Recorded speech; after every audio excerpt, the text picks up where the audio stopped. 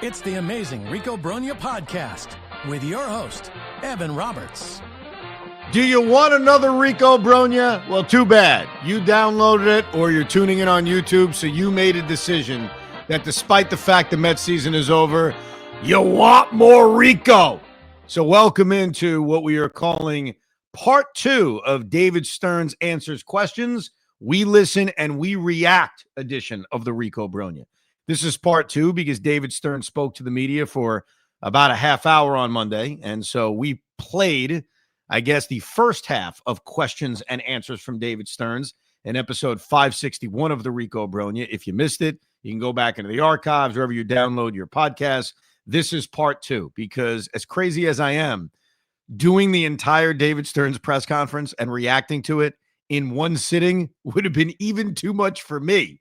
So this is the second part, and we welcome you in to this edition of the Rico. Now, before we get started, before we listen to David Stearns, I have to admit, while I am still incredibly disappointed, angry, pissed off, embarrassed, whatever word you want to use, for the fact that the New York Mets did not make the postseason, while watching day one of playoff baseball, I did realize there is one thing I don't miss.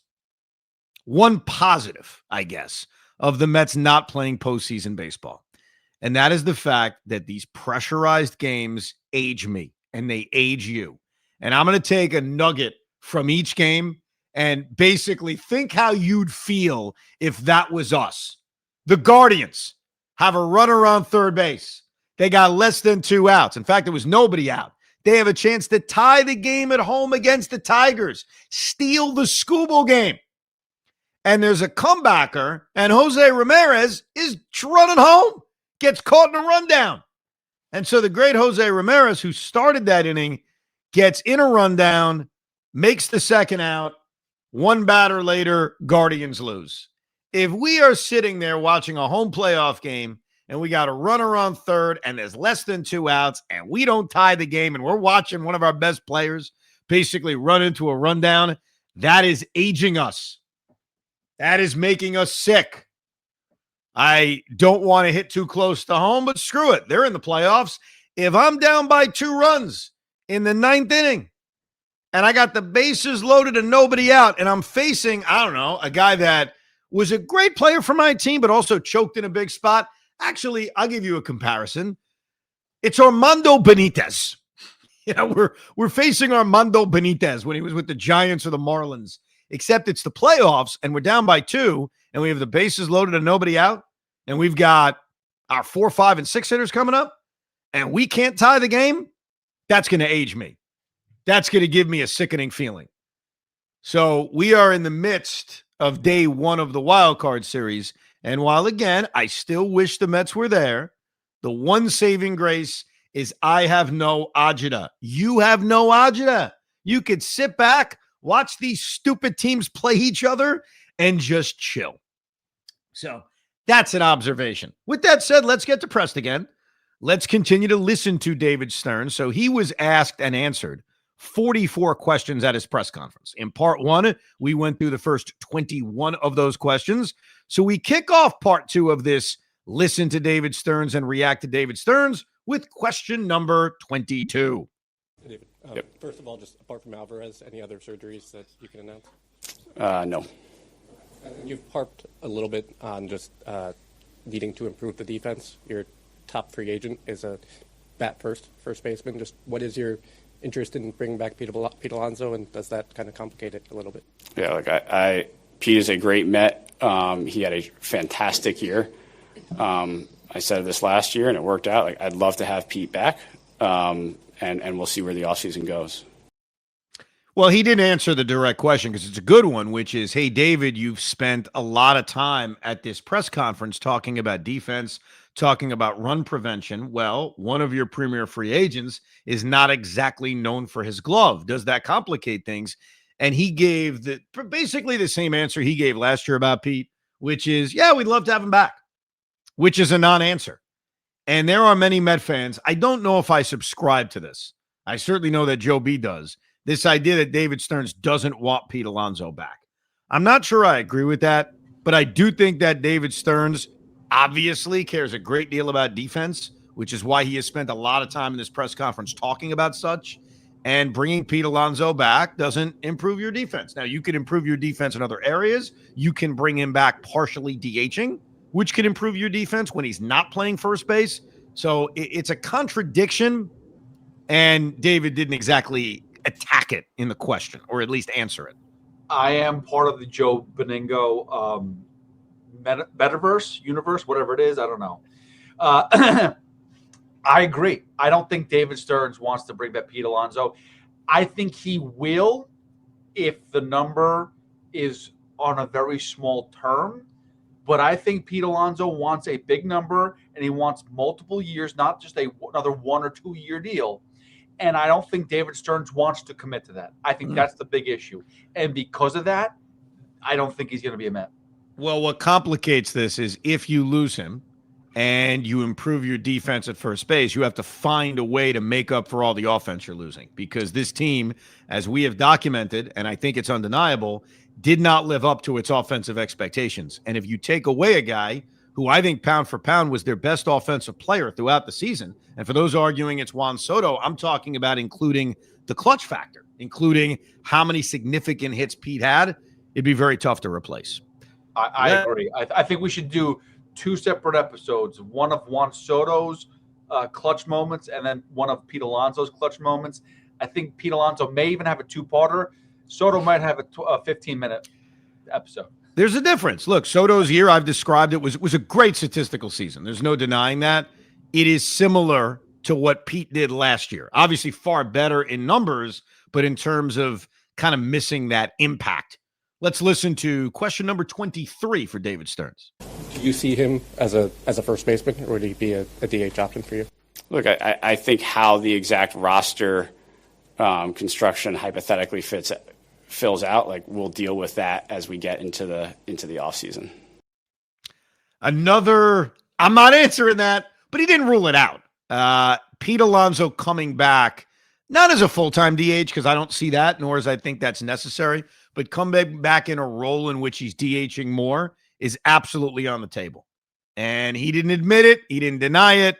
But clearly, if you are trying to improve your run prevention, but you also agree with me that losing that bat is damaging, then ideally the way to meet in the middle is to bring him back and have him DH a little bit more. Here's question number 24. David, I remember in spring training, yourself and other people in your leadership group felt really good about your starting pitching. Thought it was maybe better than the outside expectations were on it. Do you think that you guys misevaluated something about it that you could then tweak in your evaluation going forward? Or, was it, hey, Canning got hurt, Senga didn't give you what you thought? What I'm asking is, were you wrong to begin with on that, or did just things that I think it's a combination. I think, yeah, we were hit by injuries, but every club is hit by injuries, and we have to be able to have sufficient pitching depth to overcome that. And clearly, when we got hit by injuries in the middle of the season, we did not have the depth to overcome that. I think where they were misevaluated, and I guess you could throw injuries because what I'm about to say, obviously injuries impacted them. But to me, just looking back at this season and the rotation and what really failed them, I think the 2 guys that top the list are Manaea and Kodai Senga. Kodai Senga pitches early, and he's really, really good. He gets hurt, which shouldn't be a surprise because he is showing a track record of now becoming an injury-prone player, just a part of his resume. But for him to come back and basically be unpitchable was a huge issue. Manaea missing the entire first half of the season is bad enough. But then when he comes back, guy goes out and pitches to a 5.5 ERA. I mean, he wasn't nearly what he was a year ago. So I think, especially if you sit back in March and you try to say, how is this rotation going to go terribly wrong? Those are 2 guys you are relying on. Clay Holmes, as we've talked about, ended up having a pretty good season. David Peterson had a weird year. Like, his final numbers are terrible. He made 30 starts, and for 70% of the season was a really good starting pitcher. Why he fell off the table at the end, maybe it's hitting an innings wall. Maybe that's the answer. But it's complicated to define David Peterson's season because, we're going to do an entire grades episode of the Rico. We're going to grade players. He's a tough one to grade because for a big part of the year, he was a B+. And then all of a sudden, the Regents exams come around, the finals come around, and he's oversleeping and not taking the test, and he's drooling on himself. So he's complicated. Tyler Miguel was good, but then he got hurt. Griffin Canning was amazing, but then he got hurt. Frankie Montas was a disaster. And if you want to talk about misevaluating, that would probably be the lead one in terms of misevaluation. Here's question 25 from David Stearns. And just on the defensive side of run prevention, obviously you look at the Brewers, you see a team that's very versatile, athletic, catches the ball. That's clearly a priority of yours. You inherited a roster here like anyone would coming into a job. How long do you think it takes roughly? How many years before you can meld a roster that is more in your image, in particular defensively? Yeah, look, I think I take ownership over this roster. I've been here now for 2 years. That's plenty of time to shape a roster, to meld a roster. And so, yeah, I take ownership over the players that are here. As we continue to develop our players, that is naturally going to change the composition of our position player grouping. And yeah, I'd say holistically we need to get better defensively. What I appreciate about David Stearns, I was trying to say this to Joe when he joined us on Evan and Tiki, but Joe so hates David Stearns, like with such a passion. It's almost irrational at times. And I mean, you can criticize him. I'm certainly criticizing him, but it sounds like he hates his guts. He, can't stand him. One thing I appreciate about Stearns in this press conference is he is really dying on the sword and he's taking ownership. One thing that always bothers me about presidents is when they sit there in the Oval Office and they blame the past administration for years. It's like, dude, you're the president now. I mean, I'll go back in time so no one gets sensitive. FDR, I mean, he killed Herbert Hoover over and over again. And finally, it's like, Herbert hasn't been president for 8 years. What are we talking about? I mean, enough of killing Herbert Hoover. And so I always appreciate when a president says, no, I'm not blaming my predecessor. This is on me. Now, no president actually does that. They all blame their predecessors. But I appreciate David Stearns, who has only been here for 2 years and inherited a bulk of this roster, saying that is no excuse. This is my roster. And it's true. Because if he really didn't want guys on this team, where there's a will, there's a way, especially with a billionaire owner, you get rid of them. I've been thinking about the run prevention defensive thing for a while. I think these defensive metrics are incredibly unreliable. I was digging in on some the other day. When I see the kind of the contradicting numbers on Francisco Lindor, it's strange. And it shows you that the numbers are flawed if they don't have a consistency. I was even doing some research on a guy like Ty France, who is a super utility player, who's a free agent. And his defensive metrics at first base were great this year. But then I looked at his metrics a year ago at first base, and he was abysmal. And it's like, did he really get that much better in a year, or are these numbers all over the place? So I'm really thinking eye test. Come on, Evan, you've watched every game. Just what does your eyes tell you about the way guys defend it? And, you come to the conclusion that there's a lot of mediocre.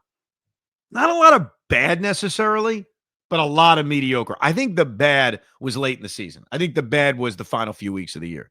Here's question 26 for David Stearns. And this team, regular season-wise, is 8 games over 500 in the last 3 years, with a lot of highs, a lot of lows. How do you judge the ceiling for this core? How do I judge? I'm sorry? The ceiling for the core players you've got. We have very good to elite core players who at times have played at a very high level. And a year ago had a very good season together. And so I think the ceiling remains high. Yeah, I mean, I think when you look at the individual numbers of the core players, and I think for the sake of this core discussion, the core is Brandon Nimmo, Juan Soto, Francisco Lindor, Pete Alonso. I guess you can include Jeff McNeil. But if you just include those 4 guys individually, statistically, they all had good seasons. They just did. But how you end up scoring fewer runs than a year earlier, how you lack the consistent big hit, that's kind of tougher to explain. Here's number 27 for David Stearns. I think most of the industry probably expects Edwin Diaz to opt out of his contract. Assuming that happens, just what is your appetite to bring or to allocate significant dollars to a reliever like that? I think rather than speculating on what Edwin might do, I think we'll let him make that decision, and then I can comment. Well, you've got to keep him. And if you lose him, replacing him is going to be really challenging. Josh Hader signed a 5-year, $95 million contract 2 off seasons ago. Edwin Diaz has every right to look at that contract and say, I want more. I want more money, and I want as many years. Do you have an appetite if you are David Stearns and you want to be at least somewhat smart with your finances? Are you comfortable giving a guy who's going to be 32 on opening day next year a 5-year contract? And I think we'd all agree, boy, that's risky. But as risky as it is, how do you let him go? Because Edwin Diaz qualifies for a few things that are really, really tough to find. Number one, he's elite.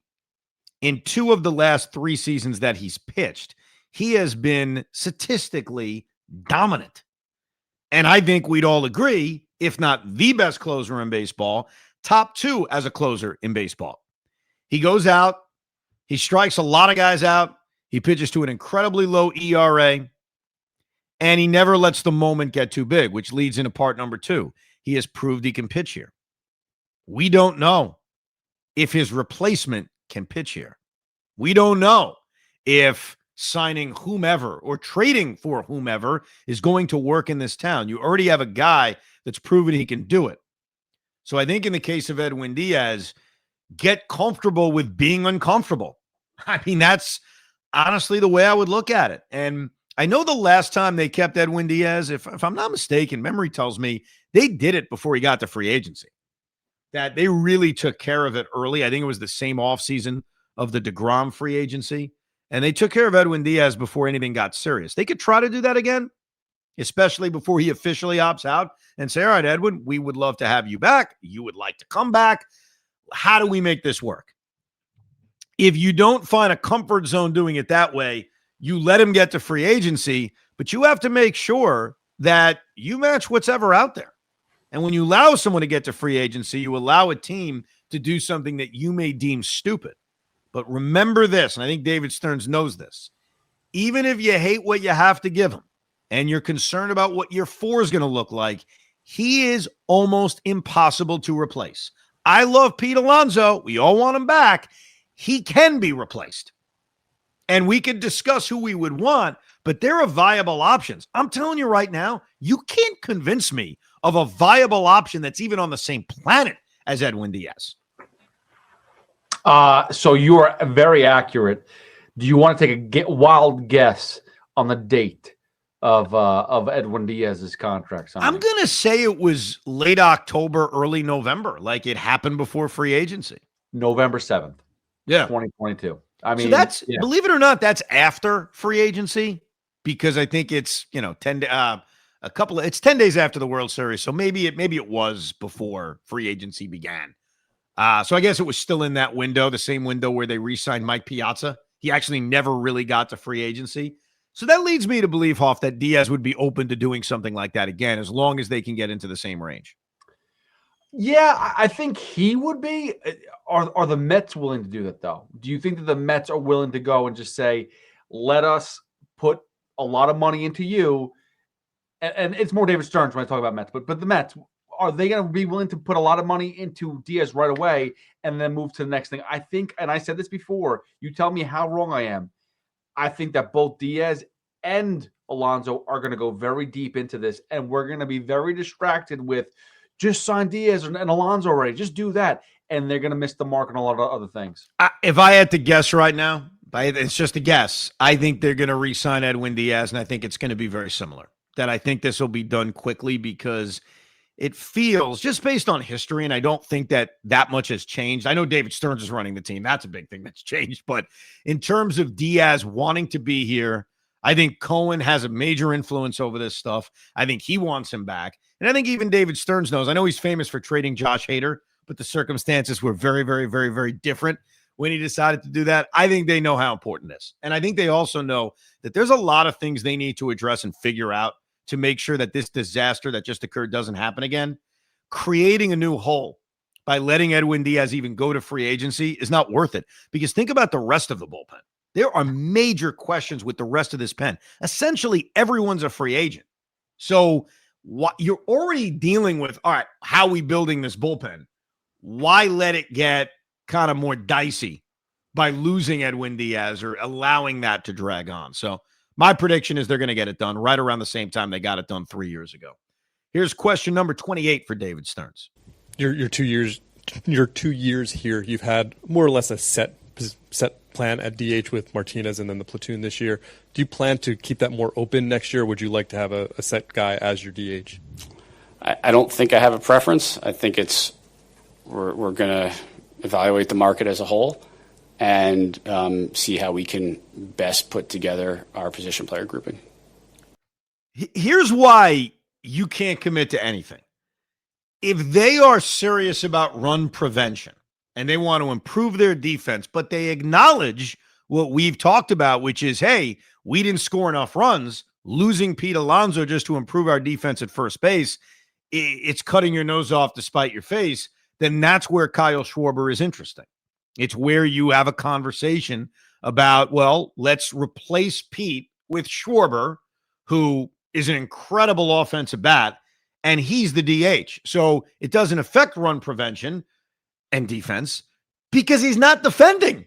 He's going to DH 98% of the time, and then there's less pressure to get as much offensively out of first base, and you could focus more on defense. So I'm just throwing that as a kind of a why David Stearns can't commit one way or the other and say, yeah, I'd like DH to be open. It'd be cool to have Lindor do it 10 times, Soto to do it 30 times, Pete to do it 10 times. That's one avenue they can go. That is absolutely an avenue they can go. But if we are in a world in which they lose Alonso, they lose him, just taking away the emotional side we're all going to have, losing him, now you got to find a way to replace that offense. And for anyone who's going to suggest, but they got Carson Benz, they got Jet Williams, they got Ryan Clifford, they'll do it internally. I have a tough time believing Steve Cohen is going to try to sell that to his fans. Coming off a disastrous year. Yeah, we lost 120 RBIs, but don't worry. Ryan Clifford looks good. I mean, those guys are going to be a part of the future. I'm not demeaning them. I'm saying if you're losing Pete Alonso, I'd have a tough time believing they're not going to go out and try to add a bat. And that's where committing to DH, whether it's part-time or full-time, wouldn't make a lot of sense. Here's question number 29 for David Stearns. David, understood that every team would love to have 4 or 5 starters who throw 180 innings and stay healthy all year long and pitch well. But from an organizational standpoint, philosophy, from what you guys can build or control, coming off of this, do you feel like you maybe need to ask more of your starters in terms of build a staff that you can ask more of and ask more of them to get deeper in the game, deeper in games rather than be quick to protect? You know, we were on the edge for the first 2.5 months this year where we were getting 5+ innings per start pretty consistently. And that worked because it was happening every night. The minute you then get your 2 1/3 innings start, you get into trouble. And so like that got us into trouble this year when we stopped getting the consistent 5+ inning starts, and occasionally there was the really short start, and then the next start was 5 1/3 innings. That gets you into trouble. Oh, killed him because it overworks your bullpen. And early in the season, much like in the second half of 2024, first half of 2024, not a lot was going right, but the second half of 2024, think about how deep into games Sevy was going, Quintana was going, Manaea was going. I mean, those guys were going 6-7 innings basically every turn out. And this year in the second half, I mean, getting 5 innings felt like a long start. So it's obviously a major issue that needs to be better. Here's question 30 for David Stearns. David, you talked about how you should have been a little bit more proactive at times. Why weren't you? Like, what stopped you from being more proactive? Yeah, look, I think we are making the best decisions we possibly can with the information we have at the moment. And so, I made the best judgments I did. Clearly, some of them didn't work out, and now we try to learn and move forward. We have about 14 questions left for David Stearns. And I mentioned this in part one of the Rico in listening to David. I wanted to listen to this live with you guys. Like, I didn't want to have any preconceived notions like, oh, I heard him say that. I have my answer all planned. No, I want to listen to it with you, assuming a lot of people in the audience are listening to him for the first time. With 13 questions left and such a general, you weren't aggressive enough, you acknowledged it, there's no specificity to it. There is a specific question that has not been asked of David that I really hope is asked. And it's in relation to that kind of non-specific question to David Stearns. And that is, why did you wait so long to call up Nolan McLean? And there are answers you can give. There are, hey, just trust us. We didn't think he was ready, or we wanted to give it more time. There are ways you can answer it, but I really want that specific question asked. And so I'm just throwing it out there knowing we've got 13 questions left. And I've seen a lot of dancing around things, but not specifically point blank. You needed help. You said you weren't proactive enough, okay? I actually agree with you when it comes to the trade deadline. There was nothing out there starting pitching-wise that wet my whistle. I'll defend you on that, but what I need to know is why it took you a million years to call up Nolan McLean and Brandon Sproat. But we'll see if we get to it. First, here's question 31 for David Stearns. How do you envision the roles of McLean and Sproat and Tong going into next season right now? But all three of those guys, I think, demonstrated that they can pitch at the major league level. At various points, all three of them pitched very well at the major league level. We'll see what our roster looks like when we get to Port St. Lucie. But I would certainly expect all three to have a role in the major leagues at some point next year. Don't know exactly when, but I think those guys should be really proud of what they accomplished this year. So he doesn't answer the question, which is, hey, are those guys in the rotation next year? I think one of them is a lock. One of them should be a lock, of course, assuming he's healthy, and that is Nolan McLean. I would lean towards Jonah Tong starting the year in AAA. I just think that's the safest course of action, considering some of the struggles he had, and he only made 2 starts in AAA. I think Sproat's the wild card. I mean, he only made a handful of starts, too. I thought he was mostly impressive. I think Sproat is probably in the basket of competing for a spot. Obviously, who else is on the roster is a big part of this, but that's how I'd answer it if David doesn't want to answer it. McLean, yes. Sproat in the middle. Tong starts at AAA. Here's question 32. 2 things. One is kind of a piggyback on that. How tough of a navigation system is it when you don't have clear feel for, like, some of the position guys who are close, Benj, Jet Williams, etc., and some of the pitchers, putting together the roster as far as making sure you want to leave space for them to come maybe, but you got to win next year, especially after this year? I think incorporating young players into the mix is part of winning, and part of winning consistently. So we can't shy away from doing that. Yeah, I think we'll start with the position players because I've started to give it a lot of thought. Like, where does Jet Williams fit? Where does Carson Benj fit?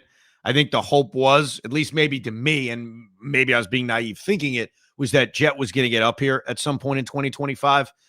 I think you need to go into next year with solid veterans who can hold the fort until those guys are ready. And last year, I remember saying the same thing, but what we found out and probably knew was that the veterans that they had weren't solid enough. Jose Siri and Tyrone Taylor holding off center field until your young player was ready, which obviously never came. Those guys aren't good enough. In terms of the rotation, they need reliability because they don't have any of it. So when we look at starting pitchers in free agency and the trade market, I said that a lot last year. I don't think they ever accomplished it. They need reliability. I'd love an ace. Look around baseball. Watch the wild card series. All you're doing is watching aces dominate. And we hope the Mets have an ace in Nolan McLean, but I don't think 8 starts is enough to say that they have that yet. So you want to have room for the kids to come up, but I also think, and Joel nailed it, you got to win next year, especially after a disaster like this. So how do you balance it? Here's question 33 for David Stearns. The second thing is, last year at this time, obviously, your team was coming off of a high, and a lot of faith had been built in your administration for this. It feels like a lot of that has been lost. Do you feel that, and do you feel any of it from the owner of the team, from Steve Cohen? I think Steve expects excellence from our organization, and we did not display excellence this year, and we got to do better. Well, I mean, great. He didn't give you anything on that other than, yeah, he expects excellence. We weren't excellent. Let's hear the next one. 34 for David Stearns. That was perhaps similar to my question. Obviously, you have a lot of money coming off the books for next year. What was the message from Steve about how you can approach this offseason going into 2026? I think a day after the season, we haven't had in-depth discussions on how we're going to approach this offseason. So no answer, because I think that's one of the big questions about this offseason is, does Steve Cohen react in a way in which he says, here's more money, make sure this rotation is fortified, don't F this up again? Or is the reaction, I'm not giving you more money. You had a $350 million payroll and you didn't make the playoffs. Go figure it out. We're not getting that answer from David Stearns. Here's question 35 for David. Yeah, when you were asked before about the three rookie starters, you kind of put them all in the same basket. At least that's the way I read it. At this point, wouldn't you consider McLean to be a starter for next year's team? I mean, he certainly looked pretty good. Yeah, Nolan had a tremendous run for us. I'm not going to sit here and map out our starting rotation for next year, but I would expect Nolan is going to play a big part in our team next year. So he confirms what I said, and good job by John limiting the question to under 5.5 minutes. Nolan McLean's going to be in the rotation. He doesn't want to declare it? Okay, fine. But he certainly did enough that assuming he's healthy, Nolan McLean is guaranteed a rotation spot for the Mets in 2026. Here's question 36. Hi, David. Last year in spring training, Steve said that ticket sales lag performance. So last year, after the tremendous performance, your sales went up. You mentioned in your opening you sensed the fan base's frustration. How much will that be a factor in two potential free agents being fan favorites in Pete and Edwin to maybe overlook budgetary constraints, but to reassure the fan base that you guys are still on the same page? Whenever we're talking about departing free agents or players who were with us who are then free agents, it's always the holistic package of what that player brings to an organization. It's what he means to the team on the field, what that player means to the community, what that player means to the fan base. That is always part of the decision-making process, and I imagine it will be again this offseason. He loves to use the word holistic. I think I've counted 4 or 5 times. So I went to the dictionary just to, in case anyone's like, what does that even mean? What do he keeps saying holistic? Holistic, characterized by the belief that parts of something are interconnected and can be explained only by reference to the whole. So what he is telling us is the decision to keep Pete Alonso, Edwin Diaz, it is connected to a degree to the fans. It's not the end all be all, but there is a level of importance to, hey, that guy's a fan favorite. And Steve Cohen, not as much David Stearns. Maybe the budget has something to do with this, but Steve Cohen knows in his apology tweet that the fans did a great job. And we did. I mean, the attendance was unbelievable in 2025. I knew it would be better. I didn't think it would be that good. And I think he also knows, as we've said a million times, attendance lags behind performance. So when you have great success like 2024, attendance wasn't good, it comes the following year. This was a massively disappointing season. Some areas of Citi Field, myself, had our prices raised. Some remained the same. Some even got lowered. So it's not everyone had their prices raised. It is going to be very tough to convince people to go back to the ballpark on higher prices or even the same prices if the offseason doesn't inspire. Like, I think if the Mets had a good year, if they were in the NLCS again, the Soto electricity, all that, I think that the attendance would be fine next year. But they flamed out so early, so they may face having to have a good offseason to keep people coming. Is keeping Pete Alonso and Edwin Diaz enough? I'm not even sure if that is. That almost is the bare minimum, keeping popular players. It's what else can you do to entice people to go to the ballpark? And that shouldn't be the only thinking when you're in the offseason. It should obviously be improving your roster. But Steve Cohen is a businessman. So it's holistic because it's all connected. Did I use that correctly? Here's question 37 for David Stearns. And then second question was, you mentioned getting better on the defensive side of the ball. The fact that you have essentially three third basemen between Mauricio, Beatty, and Vientos. Vientos and Beatty have shown they can handle the bat, and then you can even throw in Luis Angel Acuña in that mix. How difficult was it, trying to get them in, but you like the versatility? How much will that factor into looking at the roster construction next season? Look, I think positional versatility is always helpful. Clearly, Beatty's ability to move over to second base proved to be enormously beneficial both for him and us at various points of this year. To his credit, he worked really hard and made himself a very viable defender at two positions on the dirt.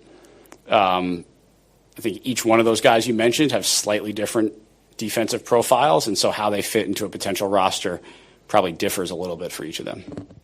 They're not all on the team next year.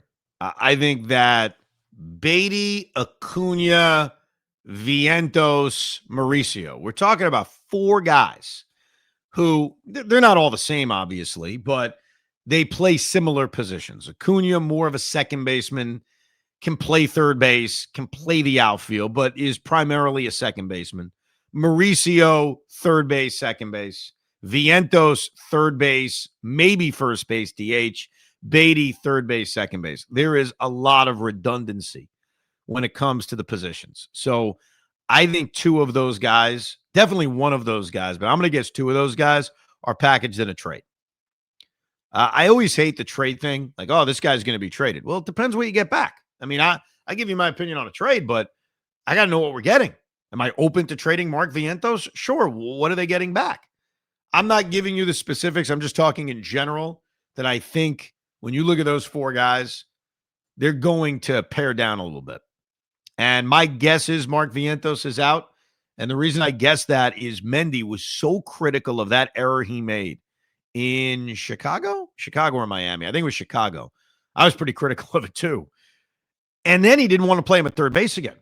And here's Ronnie Mauricio, who had barely played over the last month, playing over Vientos. So my guess is Vientos is going to be moved. What is his value? I don't know. What am I content getting? I got to think about it. Like, is a good, controllable for 2 more years relief pitcher going to be enough for a guy who showed star capabilities a year ago? That kind of feels like not enough. A back of the rotation arm, a center fielder. We talked obviously at the trade deadline about Luis Robert Jr., but I think they are going to trade him. I do. Here's question 38 for David Stearns. Where do you stand on hiring someone for the GM role? I think at this point, we always remain open should the perfect candidate come about, but it's not something we're going to go out and do a robust search process for. That's code for, nah, I'm good. I'll continue to be president/GM. Here's number 40 for David Stearns. Jerry? David, 2 quick questions. We all know the record before June 12th and after June 12th. For you, looking at the season, is there a turning point for you that sticks out to you as that's where it started to go south for you guys? Look, we played poorly the last 2 months of the season. I don't know that I can pinpoint a date, but we played poorly, bad baseball the last 2 months of the season. Yeah, I mean, June 13th feels like the moment. I think when I think back to this season, it's going to be the anti-Jorge Lopez throwing the glove situation. And I think you could also think to the day before with Kodai Senga getting hurt. And you didn't know it at the time. I mean, when Senga got hurt, and remember, the Mets had a lead in that game, and they almost blew it, but they didn't. They held on. They won the game. Kodai was hurt. They're 21 games above 500. They're in the midst of a winning streak. And I think I even said on the Rico, you could check the archives, oh, this could be a good thing. Kodai gets rest. He's refreshed. It's not a serious injury, and he should come back fine. And I thought that because A, I didn't think the team was going to crumble. But B, because it wasn't an arm injury, I figured it's not that serious. Like, it's not going to affect him in some kind of major way. The idea that Senga would come back and go from being one of the better pitchers in baseball to one of the worst, it's kind of nuts. Like, I mean, it's almost like, how does that happen? And you hear some of the answers that Kodai's given through his translator about, well, my body's different after the injury. I mean, it was a hamstring. Like, he didn't get abducted by aliens. Like, why would everything be so different? So that's one thing where who knew it at the time, but it felt like a turning point. Then, look, that Friday night game was weird because Clay gets taken out. We don't know why Clay Holmes was taken out so early. I was there. I was at that Friday night game with Jet. I think it was firework night or something like that. I think there were fireworks that night. I tend to take him to a lot of Friday firework games. But when Clay came out, it was like, well, that's weird. But no problem. Like, Paul Blackburn can come in, eat up a couple of innings. They have a nice lead. The winning streak's going to continue. And when they blew the game, I didn't even leave the stadium panicking. It was more like, wow, that sucked. That was a rough loss. Had the game in hand. I hope everything's okay with Clay. It turned out that things were okay with Clay Holmes. But no matter what anybody says, and I know there are other moments, it's undeniable that the turn occurred that day or the 2 days combined, the Senga injury into whatever the hell happened on that Friday night with Clay Holmes coming out early and them losing, because they were never the same after that. Now is question 40 for David Stearns. And how would you evaluate Clay Holmes' finishes in the top 10 in ERA? How do you evaluate his season, the transition to starting, and just the whole overall effect of doing that team-wide for you guys? Clay Holmes? So I think Clay had a very successful year. And I think to his credit, after maybe going through a little phase of fatigue, he was able to bounce back and had a really strong finish of the year. He worked incredibly hard, gave us exactly what we could have hoped for, and clearly pitched a very good game for us over the weekend. There's no denying that the Clay Holmes experiment, while it faced a lot of bumps at the end of the season, was overall a success. Even you, Pete, against the Clay Holmes move, against making him a starter, would you at least admit 30 starts, mid-3 ERA, it was a success? Yes, for a back end of the rotation, 100% I'll say it's a success. But the problem I have is that was like the best move, besides Soto, that was like the best move that they made. They were like, hey, we're excited, we're happy, we tried something and it worked. But that was the best part of their pitching rotation experiment. And everything was an experiment, basically. Well, yeah, but see, I don't understand what you just did, Pete. That confuses me.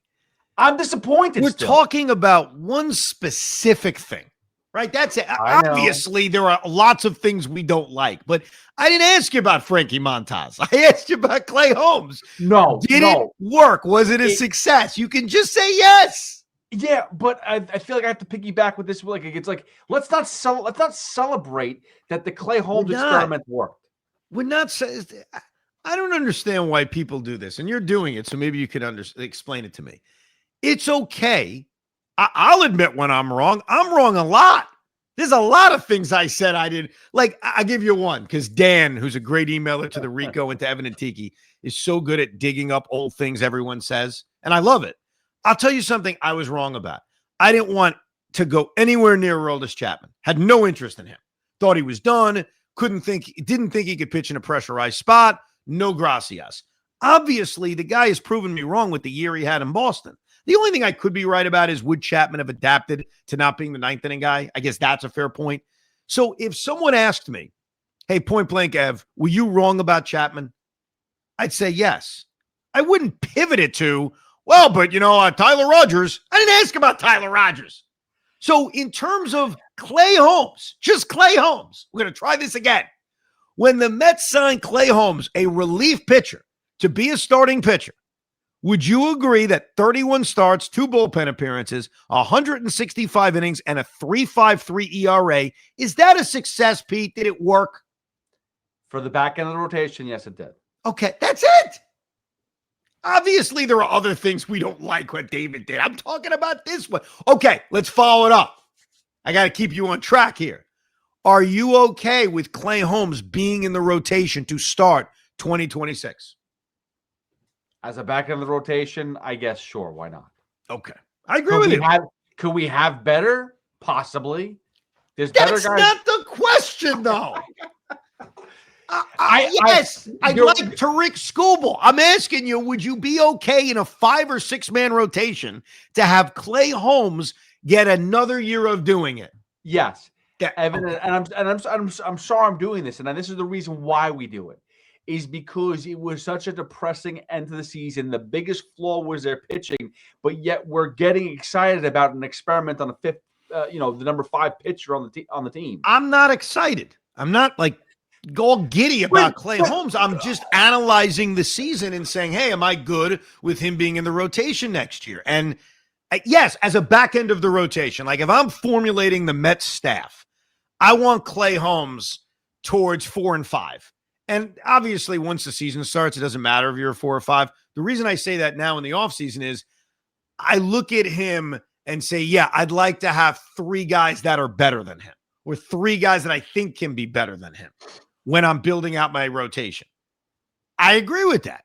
But did he do enough to earn a rotation spot in 2026 and see if he can build off of this? Absolutely. He did earn that. And I will say one other thing, though. If I'm correct, and I have to go back and listen to it as well, but I thought that we were talking and saying Clay Holmes could be like a potential number 3 pitcher on this team. Like, I think that's where we were slotting him. That was maybe the idea of it. I think that transition was a wild card, and none of us knew what to expect. I think most of us thought by the end of the season he was going to end up in the bullpen, and that didn't happen. Even though he made bullpen appearances, I think we'd agree that was not as a bullpen arm. That was just as part of tag teams, essentially. Yeah. How do I view him next year? Probably in that 4 to 5 range. That's how I would view it, with the hope that maybe he builds off of this past year and gets better and goes deeper into games on a more consistent basis. The Mets were asking him to make a major jump in innings pitched. Let's hear question number 41 for David Stearns. Understanding that you guys value positional versatility, how much do you think that actually contributed to some of the defensive issues? I think there were certain cases where we asked players to do things where they were a little unfamiliar with, and it contributed to some of the defensive challenges we had. Yeah, the only one that jumps out at me is McNeil in center field. And that was because Stearns did such a bad job of equipping Carlos Mendoza and having real center fielders. I mean, going into this season with Jose Siri and Tyrone Taylor turned out to be a mistake. I was naive. I thought they were holding it down until one of the young players would be ready. None of the young players were ready. They didn't trust Acuna to play center. Jet Williams never got the call, obviously, and Carson Benj wasn't close enough. So I think McNeil is the one that jumps out at me in terms of asking someone to do something they weren't familiar with. Here's question 42 for David Stearns. Would that change your philosophy at all, or do you still feel like that's an important thing to have? I do think positional versatility is important to have. I think it makes managing a game for a manager a little bit easier, and certainly makes constructing a roster a little bit easier. And they have that. I mean, they have a handful of guys that can do that. I think Jeff McNeil should be traded. I know I said that last year too. I would certainly be open to moving Jeff McNeil. What you get back goes back to that same question. But Luis Angel Acuna, if he's here, I think that he can be on this roster, supplying that position versatility, maybe as a super utility player. And the other guy who could end up being here playing a lot with incredible position versatility is Jet Williams. I asked David Stearns a year ago, so a lot of time has gone by because it's been a year, how he viewed Jet Williams at the major league level. And he shared that with me, that, yeah, a guy who can play everywhere, guy who can play second base, can play center field, can play all over the diamond. I think eventually you start off that way, and eventually, if you're good enough, you settle out of position. Not everyone has a full career as Ben Zobrist, but I do think that this roster is equipped with a lot of guys who can do that. We got 2 more questions, if I'm not mistaken, for David Stearns, and I still haven't gotten the question I want, so I'm getting nervous that I'm not getting it in the last 2. But here's 43 for David. Do you have any read on what happened specifically with David Peterson and Sean Manaea here in the second half? I think probably two very different cases there. I think Sean's season just never got going. I mean, Sean had an injury in camp, never got into a routine, had some frankly poor luck early on when he came back, and then that probably transitioned more into poor results. So Sean just like never got the ramp to the season. On David, I think he had a very, very good first half. Clearly he was an all-star. He pitched some big games for us, gave us a lot of innings. And then there probably was fatigue as he got towards the end of the line, and I think that contributed to what we saw in the second half. I lean towards that with David Peterson. The David Peterson's fall off feels injury related or hitting the wall innings related because, and I don't want to do this. I think now that the season is over and now that we can slowly, takes a while, but slowly move away from the emotions of being pissed off when a guy gets knocked out in the second inning and pissed off when a guy gets bombed. I think in a weird way we can be fairer. We have to acknowledge that David Peterson was good for most of the year. If I asked you guys a week ago, hey, what do you think of David Peterson? I think a lot of people would say trade his ass during the offseason. I don't feel that way. I think we have to look deeper at what the hell happened. That's a great question by Puma. What happened? I am leaning towards hitting a wall. Or maybe his hip bothering him again. Who the hell knows? And that could be related to how many innings he threw. So I am much more kind of excited about what David Peterson can be in 2026 to the point, I'll blow your mind. I would talk contract with him. I would. If I can get him on a reasonable deal because he's a free agent at the end of next year and I can kind of pay off this final year, buy out a couple of years of free agency, get him to a three-year, $51 million deal, I'd be interested. I mean, look at what starting pitchers get paid. And remember what David Peterson did before he hit that proverbial wall. The Manaea thing, I just assume he's not healthy. He missed the entire first half. Remember, he had a setback right before he came back with the loose bodies in his elbow. I would just assume it's not full health. But the other worry with Manaea that we have to address is that he has been kind of an up and down pitcher his entire career. We were believing or hoping that last year was the real Manaea. He had developed it because he's going Chris Sale-like, the arm angles, like, hey, Manaea's figured it out.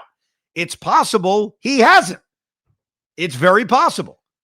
We got one more question left, Pete. Is that it? The final one coming up for David Stearns? I just want to confirm. This is the final question from this 2-hour and 72-minute press conference. Well, the press conference was 35 minutes. We somehow turned it into a 2-hour, 20-minute double edition of the Rico. That's what we somehow pulled off. Here it is, the final question for the president, David Stearns. Just considering you went through free agency discussions with Pete last year, just how did those conversations maybe help or affect going through it again a second time? I don't think I can sit here and speculate what's going to happen with the Pete Alonso negotiation this time.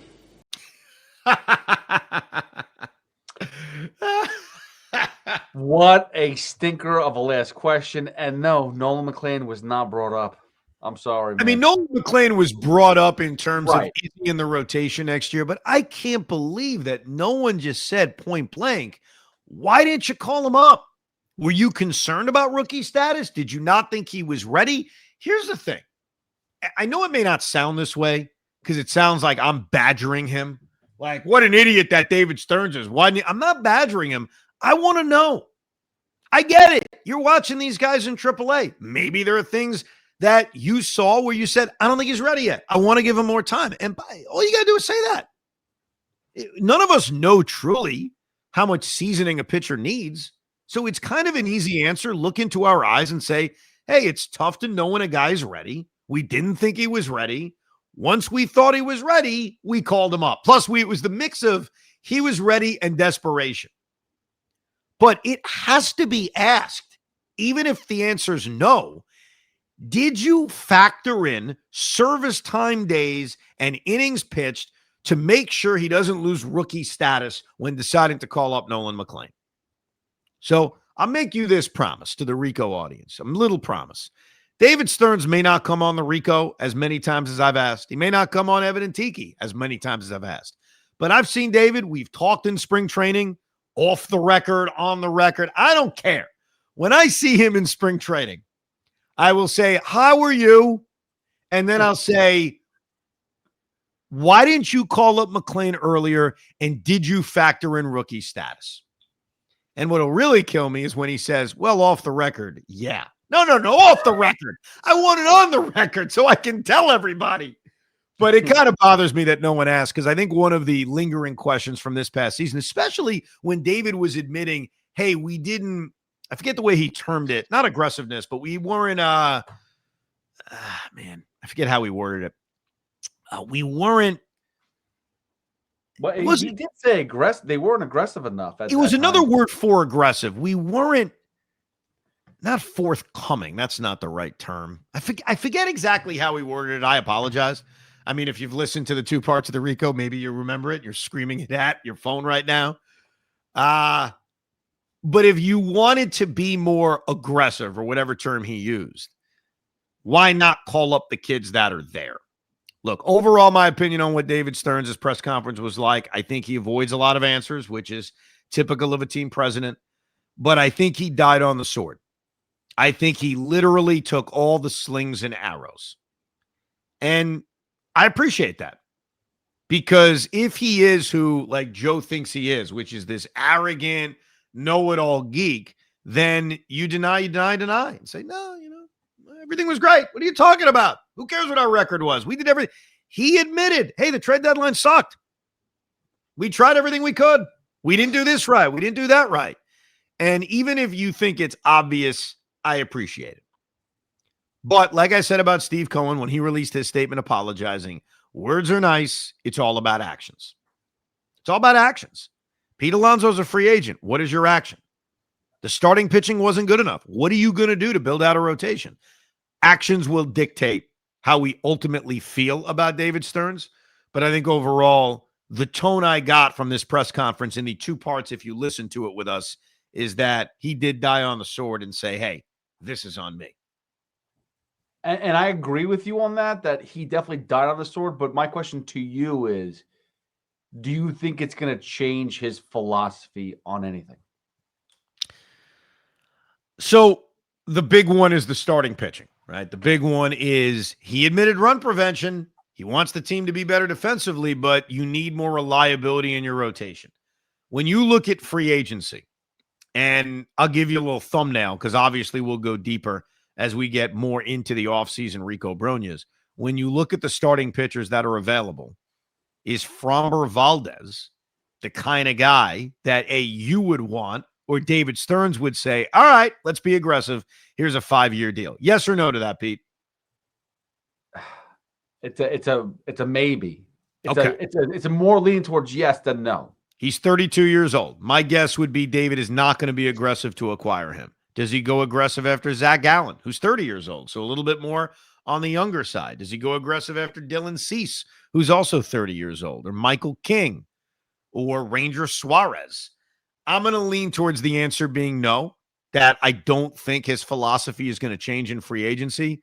Here's where I think things change. I think he's going to be really aggressive to acquire starting pitching. And I got a whole list of guys that could be available, and not just the fantasy of Paul Skeens, but that's where I think he may be different in terms of saying, hey, I got to, by the way, I just remember the word he used, proactive. That was the word. Proactive. We needed to be more proactive. And I think in terms of improving the rotation, there will be a lot of proactiveness. As far as the Rico is concerned, we're going to be proactive. We got a lot to do. We don't go away just because the season is over. Coming up, once the preliminary rounds of the playoffs have concluded, because that's what I call the wild card round, the preliminary rounds, we are going to give you a tradition. It's your yearly Rico look at the postseason. We'll talk about the players that have a history with the Mets, players that have killed us, and players that, of course, played for us. We'll also check in on our Yankee Mets bets that we made with Big Mac. Some of them turned out to be incredibly close. And coming up in less than a week, this is my favorite part of the year, the award show. We got a lot of awards to hand out. for the 2025 season. I do warn you, though, the tone of the award show very different than a year ago. Who is the Mets MVP? Who is the Mets Cy Young Award winner? Who's the bust of the year? What was the game of the year? What was the best moment of the year? What was the worst moment of the year? Who was the rookie of the year? All those awards will be handed out coming up in mere days on an edition of Rico Bron. But we appreciate you downloading and listening. Remember to subscribe to the Rico because we are coming at you fast and furious during the offseason. Great job by Hoff editing all those David Stearns clips. It's much appreciated. Thank you very much for hanging out with us. Another edition of Rico Bron. We hope you enjoyed this episode of the Rico Bron podcast. It's amazing, isn't it? Make sure you download it now to keep it on you at all times.